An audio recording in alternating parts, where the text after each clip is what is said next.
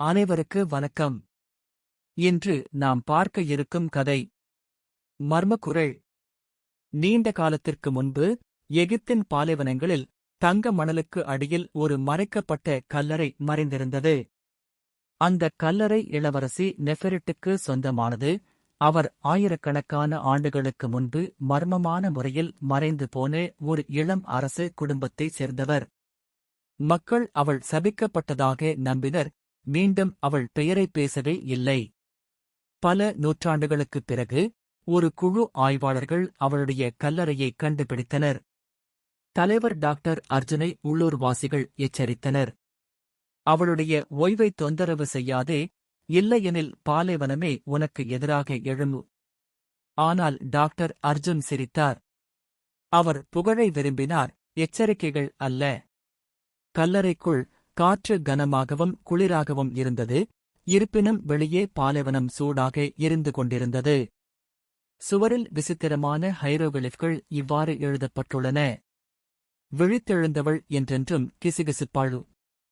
அதை புறக்கணித்து அவர்கள் சர்கோபகஸை திறந்தனர். உள்ளே இளவரசி நெஃபெரிட்டின் மம்மி தங்கத் துணியால் மூடப்பட்டிருந்தது. ஆனால் அவள் முகம் மூடப்படவில்லை. அவள் பேசப் போவது போல் அவள் உதடுகள் சற்று திறந்திருந்தன. அன்றிரவு ஆய்வாளர்கள் அருகில் முகாமிட்டிருந்தபோது டாக்டர் அர்ஜுன் தனது கூடாரத்தில் ஒரு மெல்லிய கிசுகிசு சத்தத்தைக் கேட்டார். அது காற்று அல்ல. முதலில் வார்த்தைகள் தெளிவாகத் தெரியவில்லை. கல்லின் வழியாக உலர்ந்த மணல் சீறுவது போல. மெதுவாக அவர் அவர்களை அடையாளம் கண்டு கொண்டார். என்னை வீட்டில் விடு. அவர் வெளியே விரைந்தார். ஆனால் வேறு யாருக்கும் அது கேட்கவில்லை.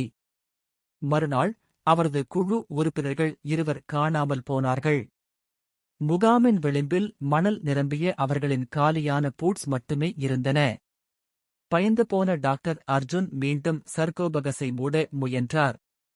ஆனால் அது மிகவும் தாமதமாகிவிட்டது. கிசுகிசுக்கள் சத்தமாக வளர்ந்தன. எல்லோரும் அவற்றைக் கேட்கும் வரை பாலைவன இரவில் எதிரொலித்தன. குரல் உறுதியளித்தது: என் தூக்கத்தை கெடுப்பவர்கள் என்றென்றும் அலைந்து திரிவார்கள்.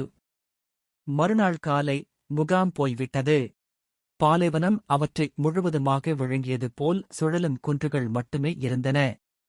சஹாராவில் அமைதியான இரவுகளில் காற்றால் சுமந்து செல்லும் ஒரு கிசுகிசுப்பை நீங்கள் இன்னும் கேட்கலாம் என்று சிலர் கூறுகிறார்கள். என்னை வீட்டில் விடு. நீங்கள் அந்தக் குரலைப் பின்தொடர்ந்தால் நீங்கள் ஒருபோதும் திரும்பி வர முடியாது.